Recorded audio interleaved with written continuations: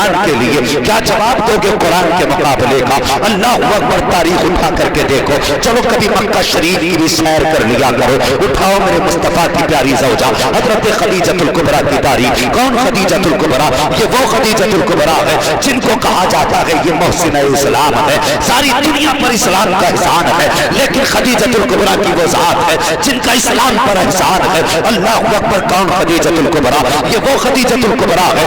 آج جوان کی شادی ہوتی ہے، خواب دیکھتا ہے کہ جب بیوی کا چہرہ دیکھوں گا تو گفٹ میں ہار دوں گا، کوئی خواب دیکھتا ہے گفٹ میں پیسے دوں گا، لیکن دیکھ مصطفیٰ کی تاریخ، جس دن میرے نبی نے حضرت خدیجۃ الکبریٰ سے نکاح فرمایا ہے، حضور حجرے پہ تشریف لائے ہیں، جیسی دروازے پہ آ کر کے میرے حضور نے سلام کیا ہے، اندر سے اماں خدیجۃ الکبریٰ کی آواز آتی ہے، یا رسول اللہ جہاں ہے ٹھہر جائیے، آقا میری جان کے مالک بھی آپ ہیں، میرے گھر کے بھی مالک آپ ہیں، یا رسول اللہ میں روکتی نہیں ہوں، لیکن آج خدیجہ کو چاہتی ہے آقا، میرے آقا ٹھہر جاتے ہیں۔ اماں خدیجۃ الکبریٰ اپنے بستر سے اٹھتی ہے، تکیہ ہٹایا ہے، تکیے کے نیچے سے آپ نے درہم کی ایک تھیلی اٹھائی ہے، اور اٹھانے کے بعد حضور کے قدموں پہ جا کے رکھی ہے، کہتی ہے یا رسول اللہ میری طرف سے یہ چھوٹا سا نذرانہ قبول فرمائیے۔ یہ وہ خدیجۃ الکبریٰ ہے جس نے حضور کے دامن میں آنے کے بعد زندگی اسلام کے نام کر دی ہے۔ اٹھاؤ تاریخ اسی خدیجۃ الکبریٰ کی۔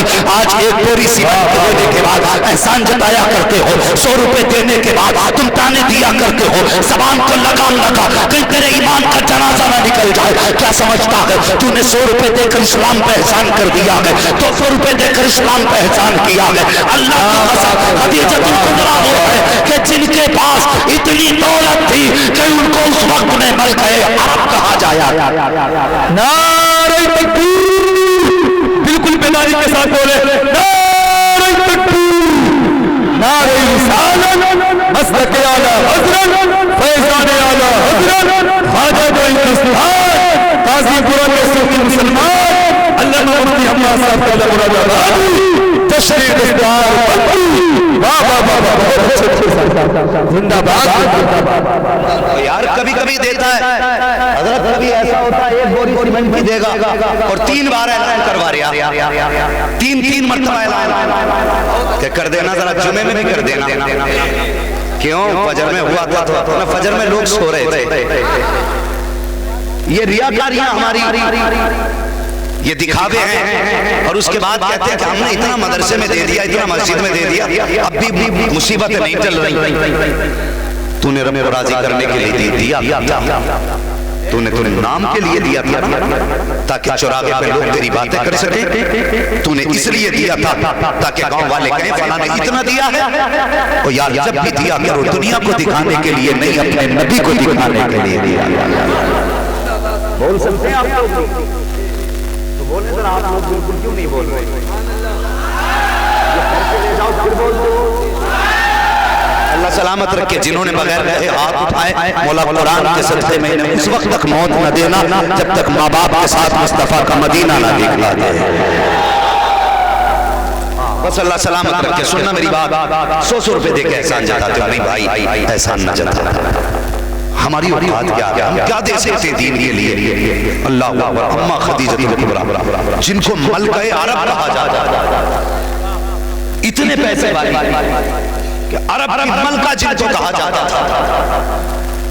ایک دن مکے میں باتیں ہونے لگے، دشمن تھے حضور کے، باتیں کرنے لگے، کہنے لگے حضور کے تعلق سے یہ اپنی بیوی کی کمائی مانگتے۔ سن رہے میری بات؟ ذہن میں ہے نا؟ ہاں سنیے ذرا غور سے، اور آپ بھی بولتے ذرا یا رسول اللہ۔ اللہ سلامت رکھے، غور کریں۔ مکے میں لوگ باتیں کرنے لگے، قاری صاحب کہنے لگے کہ حضور وہ ہیں جو اپنی بیوی کی کمائی مانگتے ہیں۔ معاذ اللہ، یہ کوئی چھوٹا تانا نہیں تھا، بڑا تانا تھا۔ حضرت خدیجۃ الکبریٰ کو اس بات کی خبر ہوئی، بات دل میں لگ گئی۔ مکے کے سارے سرداروں کی دعوت، سب آگے کھانے کے لیے، کھانا کھا کے جانے لگے۔ آپ نے اپنے غلام سے فرمایا وہ کوئی نہیں، کوئی جانے نہ پایا۔ اے بیٹے،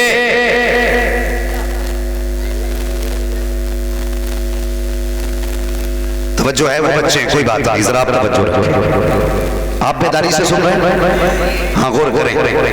تو آپ نے مکے کے امیروں کی دعوت کی, بلایا, غلام سے کہا کہ سب سے کہہ دو ٹھہر جائیں. سارے لوگ ٹھہر گئے. اللہ اکبر, حضور بھی کھڑے ہیں, مکے کے بڑے بڑے سردار بھی کھڑے ہیں. ہائے خدیجہ کیا بات ہے؟ کہا ٹھہرو تو صحیح. کہا بات کیا ہے؟ کہا تم یہ کہتے تھے نا کہ میں حضور میری کمائی پہ پلتے ہیں. اللہ اکبر. پھر آپ نے اپنے خادموں کو حکم دیا میرا جتنا سونا ہے باہر نکال کے ڈالا جائے. دیکھو کتنا دیا جا رہا ہے. جب خادموں نے سونا نکالنا شروع کیا نا اور ڈھیر لگایا, اتنا اونچا ڈھیر لگ گیا تھا کہ جو سونے کے اس پار کھڑا تھا وہ اس پار والے کو نظر نہیں آ رہا تھا, جو اس پار کھڑا تھا اس پار والے کو نظر نہیں آ رہا ہے, اور جو اس پار کھڑا ہے اس پار والے کو نظر نہیں آ رہا ہے. اتنا سونا تھا. کہ خدیجہ چاہتی کیا ہو, کیا مقصد ہے تمہارا؟ اللہ اکبر. حضرت خدیجہ الکبریٰ کی آنکھ میں آنسو آئے اور حضور کے چہرے کی طرف دیکھ کے کہا تھا یا رسول اللہ, یہ مکے والے تانے دیتے ہیں کہ آپ میری کمائی پہ پڑتے ہو. آج خدیجہ اعلان کرتی ہے کہ آج کے بعد خدیجہ کا مال بھی حضور کا ہے, خدیجہ کی دولت بھی حضور کی ہے. آج کے بعد مصطفیٰ میری کمائی پہ نہیں بلکہ خدیجہ حضور کے مال پہ پل کے دکھائے. اتنا لٹا دیا. اتنا لٹانے کے بعد اب غور کیجئے, اللہ اکبر, وصال کا وقت آیا حضرت خدیجہ الکبریٰ کا. اتنے سونے کی مالک, ڈھیر اتنا اونچا, لیکن جب وصال کا وقت آیا نا تو آپ کے بدن کا جو 3 جگہ پیبند لگا تھا. محسن اسلام ہے, ملکہ عرب ہے, لیکن کپڑے پہ 3 پیبند ہیں. اللہ اکبر. ذرا غور سے سننا پیارے, انداز بیان میرا بہت شوق نہیں ہے, شاید کہ اتر جائے تیرے دل میں میری بات. برگے ہنا پہ لکھتا ہوں میں درد دل کی بات, شاید کہ رفتہ رفتہ لگے دل ربا کے ہاتھ. سنیے ذرا غور سے, کئی جگہ پیبند ہیں. آپ نے کی بارگاہ میں دیکھا آپ کی 4 بیٹیاں ہیں. اللہ اکبر. اور چاروں ماں کے پاس بیٹھی ہیں, لیکن آپ بھی جانتے ہیں ماں باپ کو چھوٹے بچے سے سب سے زیادہ پیار ہوتا ہے. اولاد تو سبھی کو پیاری ہوتی ہے, لیکن جو چھوٹے ہوتے ہیں وہ زیادہ, سبحان اللہ, وہ زیادہ پیارے ہوتے ہیں جو چھوٹے ہوتے ہیں. باپ پردیس جاتا ہے تو بیوی سے کہہ کے جاتا چھوٹے بچے کا خیال رکھنا. ماں اگر کہیں جاتی ہے تو کہتی چھوٹے بچے کا خیال رکھنا. سب کو چھوٹے پیارے ہوتے ہیں, زیادہ پیارے چھوٹے ہوتے ہیں. حضرت خدیجہ الکبریٰ بستر مرض پر ہیں. اللہ اکبر. آپ نے اپنی بیٹی حضرت فاطمہ الزہرا کو آواز دی, یا فاطمہ, یا فاطمہ. کہتی ہیں لبیک یا امی, میری ماں میں حاضر ہوں, میری ماں میں حاضر ہوں. آئی, آنے کے بعد ماں کے سینے سے لگ گئی. اللہ اکبر. حضرت خدیجہ الکبریٰ نے کہا تھا فاطمہ کا جی امی جان, کا بیٹی آج کچھ مانگنا چاہتی ہوں. ماں نے کہا بیٹی مانگو کچھ, کہا جی مانگیے. اللہ اکبر. اب ماں نے کیا مانگا تھا ذرا غور سے سننا پیارے. اس وقت حضرت فاطمہ الزہرا کی عمر شریف 6 سال سے بھی کم تھی. جس وقت ماں نے مانگا تھا کہا تھا لخت جگر نور نظر. کہا جی امی, کا تمہارے باپ کو تبلیغ کا کام رہتا ہے, انہیں دین کا کام رہتا ہے. جی امی مجھے معلوم ہے. کہا بیٹی میرا دنیا سے جانے کا وقت آ گیا ہے. میرے وصال کے بعد اپنے والد کو کبھی تنگ نہ کرنا, کبھی پریشان نہ کرنا. اے فاطمہ میں چلی جاؤں گی, تمہارے والد کبھی تبلیغ سے واپس آ جائیں. آج میں ہوں تو ان کا ہاتھ بٹایا کرتی ہوں, کل خدیجہ نہیں ہوگی. فاطمہ جب تمہارے والد قرآن سنا کے آئے تو میری کمی محسوس مت ہونے دینا. آگے بڑھ کے بات کی ہمت بھی تمہیں بڑھانی ہے. اللہ اکبر. حضرت فاطمہ سے اماں خدیجہ الکبریٰ کہہ رہی ہیں. حضرت فاطمہ الزہرا نے یہ جملے سنے ہیں, آنکھیں برسنے لگ جاتی ہیں. ماں سے لپٹ کے حضرت فاطمہ رونے لگ جاتی ہیں. کہتی ہیں ماں ایسی بات نہ کیجیے, فاطمہ آپ کے بغیر کیسے زندگی گزارے گی. اللہ اکبر. ایک عجیب منظر تھا. اس کے بعد حضرت خدیجہ الکبریٰ نے کہا تھا بیٹی فاطمہ کا جی کا اپنے والد کو بلا لائی ہے. حضور تشریف لائے ہیں حضرت خدیجہ الکبریٰ کے پاس. اللہ اکبر. کوئی خاتون ہو تو ایسی لا کے دکھاؤ جیسی حضور تشریف لائے ہیں. حضرت خدیجہ الکبریٰ کی آنکھ میں آنسو آ گئے ہیں. میرے نبی نے اپنی زوجہ کا چہرہ دیکھا, خدیجہ الکبریٰ کی آنکھ میں آنسو ہیں. میرے نبی نے اپنے دست مبارک سے اپنی زوجہ کے آنسو صاف کیے ہیں. فرماتے ہیں خدیجہ کس خیال میں رلایا ہے؟ کیا آج غربت کے خیال میں رلا دیا یا کپڑوں کے پیبند نے رلا دیا ہے؟ حضرت خدیجہ الکبریٰ کی چیخ نکل جاتی ہے، کہتی ہے یا رسول اللہ آج غربت نے نہیں رلایا ہے، کپڑوں کے پیبند نے بھی نہیں رلایا ہے. کہا خدیجہ پھر آنکھ میں آنسو کیوں آئے ہیں؟ اس وقت حضرت خدیجہ الکبریٰ نے کہا تھا یا رسول اللہ آج خدیجہ دنیا سے جا رہی ہے، آپ کے ساتھ زندگی کے کچھ لمحات گزارے ہیں، کچھ دن میں نے آپ کے ساتھ گزارے ہیں. آقا کریم میرے نبی اپنی زوجہ کا چہرہ دیکھ رہے ہیں. اس کے بعد حضرت خدیجہ الکبریٰ نے اپنا دامن بڑھایا ہے، کہتی ہیں یا رسول اللہ آج اس جھولی میں کچھ مانگنا چاہتی ہوں، کیا مجھے دیا جائے گا؟ میرے نبی نے اتنا سنا ہے آنکھ میں آنسو آ جاتے ہیں. فرماتے ہیں خدیجہ تو نے اتنے برس میرے ساتھ گزارے، آج تک کوئی فرمائش نہیں کی ہے، آج مانگ کیا مانگنا چاہتی ہے؟ اللہ اکبر اتنا کہنا تھا. حضرت خدیجہ الکبریٰ کہتی ہیں یا رسول اللہ ایک ہاتھ لائیے میرے دامن کو پکڑ لیجیے. حضور نے ایک ہاتھ سے حضرت خدیجہ الکبریٰ کا دامن پکڑا ہے تو اپنے ایک ہاتھ سے حضرت خدیجہ الکبریٰ نے دامن پکڑا ہے، ایک ہاتھ حضور کے ہاتھ میں دیا ہے اور اس کے بعد کہتی ہے یا رسول اللہ بس اتنا بتا دیجئے آپ اپنی خدیجہ سے راضی ہیں کہ نہیں، اپنی خدیجہ سے راضی ہیں کہ نہیں ہے، کہیں اپنی خدیجہ سے ناراض تو نہیں ہے؟ آقا اتنی زندگی میں کوئی تکلیف تو خدیجہ سے نہیں پہنچی ہے. اتنی بات حضرت خدیجہ نے کہی تھی، میرے نبی کی چشمان نبوت برسی ہے اور نگاہ اٹھائی آسمان کی جانب اور کہا تھا میرے مالک گواہ رکھنا خدیجہ اس حال میں جا رہی ہے کہ خدیجہ سے تو بھی راضی ہے، تیرا محبوب بھی خدیجہ سے راضی ہو گیا. سبحان اللہ ماشاءاللہ. نعرہ تکبیر، نعرہ رسالت، مسلک اعلیٰ. اتنی بڑی ضمانت کے بعد اب ذرا غور کیجیے، سب کچھ دیا اور جب کبھی سمجھو یار دین کیسے پھیلا، کبھی غور بھی کر لیا کرو اس بارے میں. صرف یہ نہیں مسجد گئے چائے بنا دی بلا لے قرآن خوانی ہو گئی، اتنا سستا ہے قرآن. حضرت خدیجہ الکبریٰ کی زندگی کی آخری لمحے حضور سے کہتی ہے یا رسول اللہ مجھے میرے حال پہ چھوڑیے اور جائیے آپ تبلیغ کا کام کیجیے. میرے حضور نے فرمایا خدیجہ تمہاری زندگی کے آخری لمحے ہیں. حضرت خدیجہ الکبریٰ کی آنکھیں برس رہی تھی، کہنے لگی آقا ہو سکتا ہے جتنی دیر آپ میرے پاس رہیں گے اتنی دیر کسی کو قرآن سنائیں گے تو ہو سکتا ہے کوئی دین میں داخل ہو جائے. کیا یہ درد ہے ہمارے پاس آج دین کے لیے؟ مجھے معلوم ہے میں کس قوم سے باتیں کر رہا ہوں، میں اس قوم سے باتیں کر رہا ہوں جس کے سامنے گھنٹہ نہیں دنوں تقریر کرتے رہو تو آسانی سے فرق پڑنے والا ہے.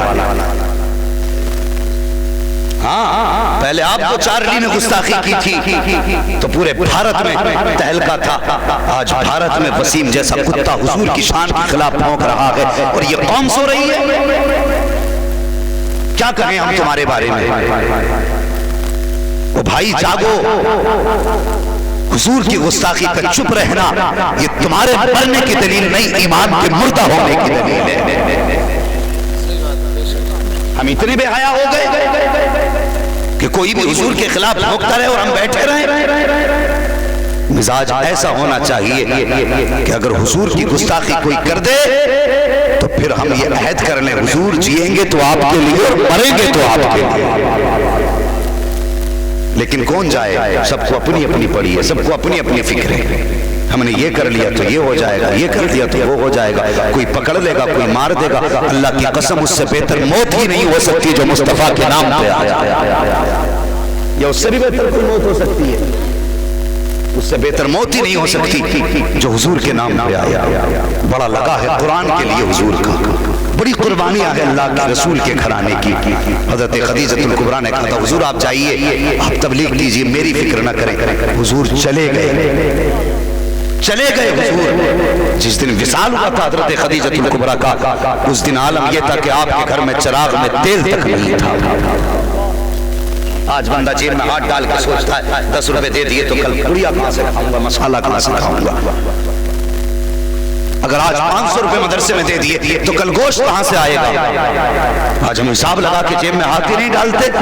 اب امیر ایسے نہیں بنا کرتے، ان کے نام پہ لٹانا تمہارا کام ہے، تمہارے گھر کی ضرورت ہے پوری کرنا یہ ان کا کام. ایسے گھر چلا کرتے ہیں. بدلو اپنے طریقے، قرآن کی قدر کرو، قرآن کی اہمیت کو سمجھو۔ اللہ اکبر، جس کے من میں جو آتا بھونک دیتا۔ کوئی کہتا یہ چندہ کھانے والے بیٹھے ہیں، یہ زکوٰۃ کھانے والے بیٹھے ہیں، شرم کر، زبان کو لگام دے۔